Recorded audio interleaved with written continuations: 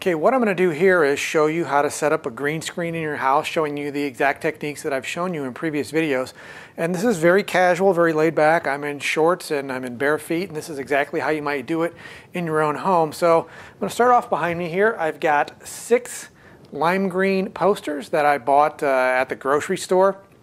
They were $1 each.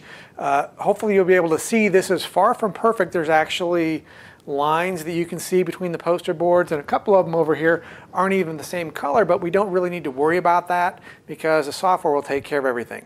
Next up, lighting the green screen separately. I've got 2 of the utility lights, and each of these are using 100-watt CFL bulbs, and I do not have these diffused because they're just shining on the green screen, so the bulbs are just screwed into the lamps and they're shining on the green screen. About 5 feet away from the green screen here, I have a stool, and this is where I'm going to sit while I film the green screen, and it's far enough away where I won't cast a shadow on the background. And next I've got the lighting on me. I've got my key light and I've got my fill light, and both of these lights are using the exact light kit that I showed you how to build in previous videos.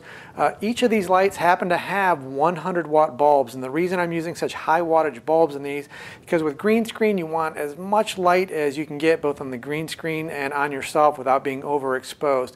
So I've got 100-watt bulbs in these 2 lights. This is my key light, this is my fill light, and the lights are really close to me because with flip style cameras they always don't handle light so great. It's picking up a lot of light from back here, so I got to move the lights closer to me to get enough light on my face. Now, normally I would recommend that you use a 3rd light with this kit, a backlight, probably about right here, and it would be shining down on your shoulders or on your hair. The reason I'm not using one is because I don't have any hair, and a backlight shining on a bald head, it doesn't look so good. It looks really nice with hair, but not so good when you don't have hair. So that's why I don't use a backlight. So now what I'm going to do, by the way, I've got the flip style camera, a Kodak ZI-8 right in front of me right here, and what I'm going to do is I'm going to sit down on the stool, and then during editing I'll switch to the ZI-8 so you can see exactly what this looks like.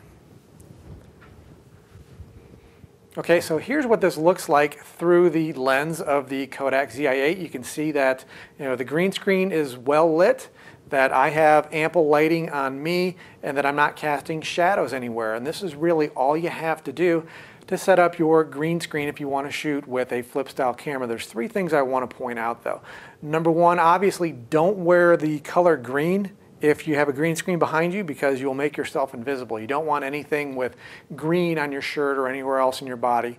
The second thing that I want to point out is that when shooting green screen, try to keep your fingers inside your body. If you put your fingers up here like this, what will happen when you remove that green background, it's very, very difficult to get the green tinge around your fingers to disappear. So always try to keep your hands inside your body. And the final thing I want to point out here, I'll get up and move back here, is you can see this is probably, as you can probably see, this is using a lot of space. I have kind of a big area to have all of these lights and everything else going on, and you might not have an area that big.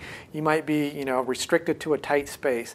In those situations, you can get away with just using 2 lights, where the lights are going to be used to illuminate both you and the green screen. And what you would do in that case is, set your stool or wherever you're going to stand or sit by the green screen, and then you're going to set the lights kind of as a key light and fill light on yourself, but close enough where they still shine on the green screen and illuminate it. Now, a couple problems that you can run into when just using 2 lights is, number 1, you don't get enough light on your green screen, and when you remove that background in your video editing software, what will happen is you'll have kind of a dark line all around yourself. So that's one of the problems. The other problem is because you're moving the lights closer to the green screen so there's enough light on them, you can actually end up overexposing yourself in the video. Now, in any lighting situation like this, if the lights are too bright or they're not bright enough, all you do is pick up the lights and move them closer or further away from you. And that's all there really is to lighting green screen.